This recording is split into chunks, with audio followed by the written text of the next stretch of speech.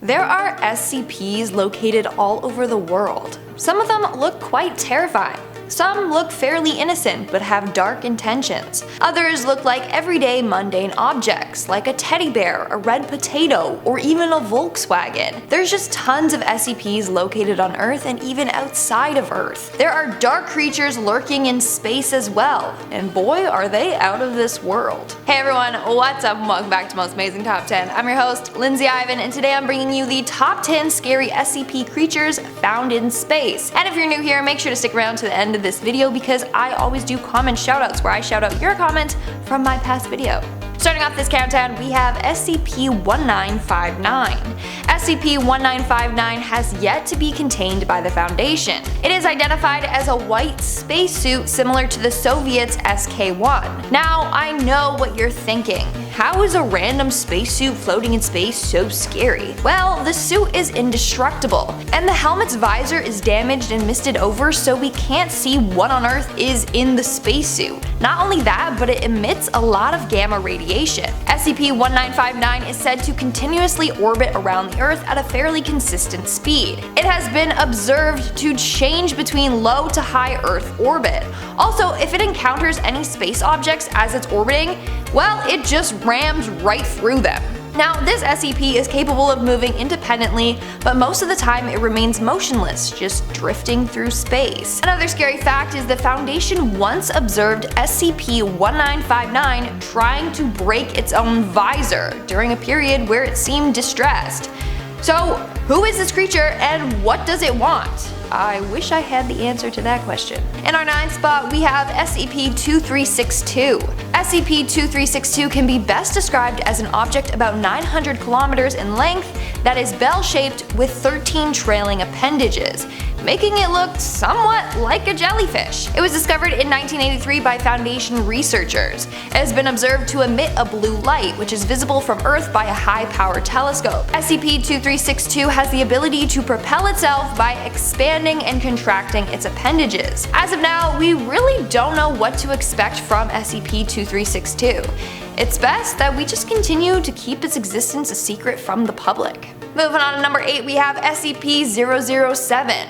SCP-007 is sadly not 007, so it's not James Bond. SCP-007 is a really weird mass of microplanets that is located in a humanoid's body.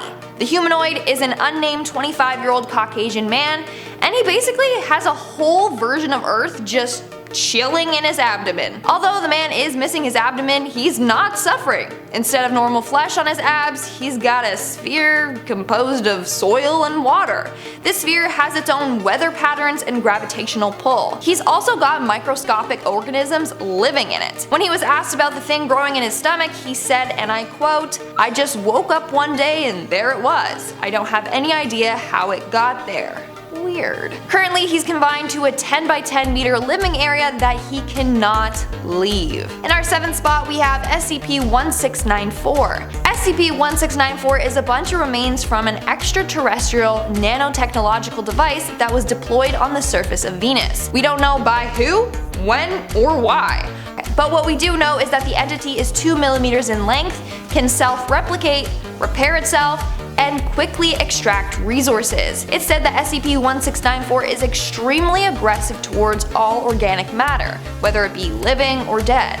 So we need to stay away. If it encounters any organic matter, then it will shred the object quickly, and then reassemble it to create a mass with more sophisticated organs and durable appendages. It can even take dead tissue or matter and then reconstruct that. Coming in at number 6, we have SCP-4524. SCP-4524 is an astronomical body about the same size as our moon, except it's made completely out of human cells. As a result, it's thought that this SCP was once a humanoid creature, but over the years, it adapted to this weird, massive space body. When SCP-4524 was first discovered, the Foundation planned to send humans on a mission to explore it. But it was deemed too dangerous, so they sent a rover instead. And the rover came back with some very interesting findings after collecting a variety of samples.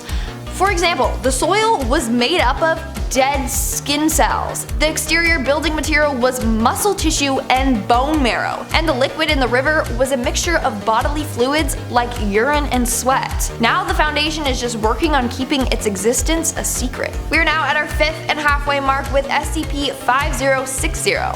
SCP-5060 is a terrestrial exoplanet with an unusually high number of satellites. It's currently impossible to contain. As of January 2020, it is said that it has 1,260 satellites. Every 15 to 26 years, SCP-5060 launches a new satellite. So it's believed that there is some kind of extraterrestrial civilization there. SCP-5060 is said to be roughly 0.95 times the radius and 0.9 times the mass of Earth. Its atmosphere is very dense, consisting of carbon dioxide, nitrogen, argon, and sulfur dioxide. As a result, the planet's surface cannot be viewed by visible light from space. The Foundation has attempted multiple times to land probes on the planet, but upon entry they always lose communication. On top of that, SCP-5060 does not like probes. As a result, it usually causes it to become aggressive and fire attacks, especially when the probes try to recover material from it. No probes have ever managed to escape or survive the attacks. Coming in at number 4, we have SCP-5845.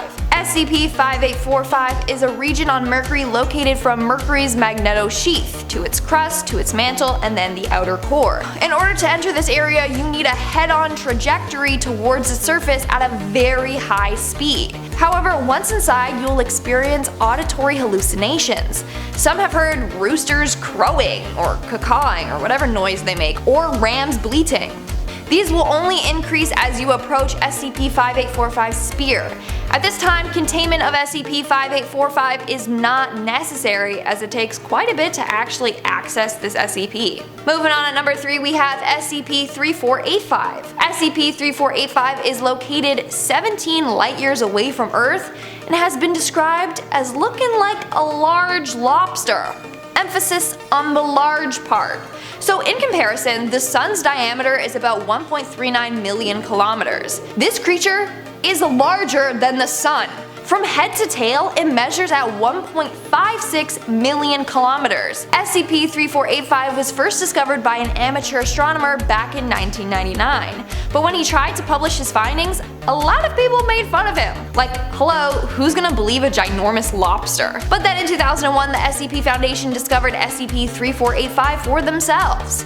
SCP-3485 is said to be abnormally resistant to damage. In addition, it can withstand radiation when coming in contact with small stars. In fact, it feeds on star material. Now my question is, will it taste good with butter? Coming in at number 2, we have SCP-3493. SCP-3493 is a bunch of growing, extremely massive black holes located across multiple different universes. There's one located in each universe. Apparently, if anyone looks at any of these black holes, then they will experience a form of severe dementia. They will lose the ability to process any kind of information, meaning they can't create or retain memories or perform simple tasks or functions. SCP-3493 also has the ability to hide any information on itself. So in order to learn more about it, you have to travel to another universe and they will be able to interpret the data for you. And in our number 1 spot, we have SCP-2399. SCP-2399 was discovered back in 1963 and is described as a massive mechanical structure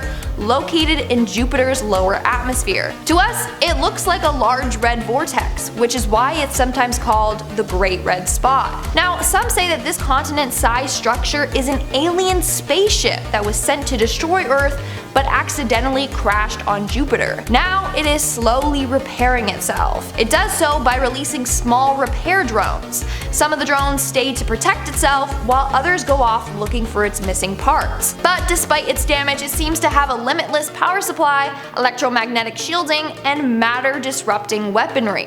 It's currently repaired 59% of itself. We should be worried when it's 100% repaired. And that's all for today's video. Let me know in the comments below which SCP you thought was the most interesting. For me, it's probably the giant lobster. And now let's move on to our comment shoutout portion. I'll be shouting out comments in my video, Top 10 Scary SCP Monsters That Escaped. Rhea Scorch commented, Lindsay, you rockin' that style today. Thank you very much. Spicy Lemon commented, I thought Siren Head wasn't officially acknowledged as an SCP. Okay, technically he's not, but he's always gonna be one in my heart, okay? Also, I got a question for you. You like jazz? Cause your profile picture is from the B movie. It's funny. Party Demon commented, I'm amazed the SCP Foundation was able to make so many SCPs. Honestly, it's insane how many SCPs there are out there. It blows my mind. And that's all the comments I'm shouting out for today's video. Make sure to comment something down below for a chance to be featured in my next comment shout out. And as always, don't forget to give this video a big thumbs up and subscribe to Most Amazing Top 10 for more amazing videos. I've been your host, Lindsay Ivan, and I'll see you when I see you.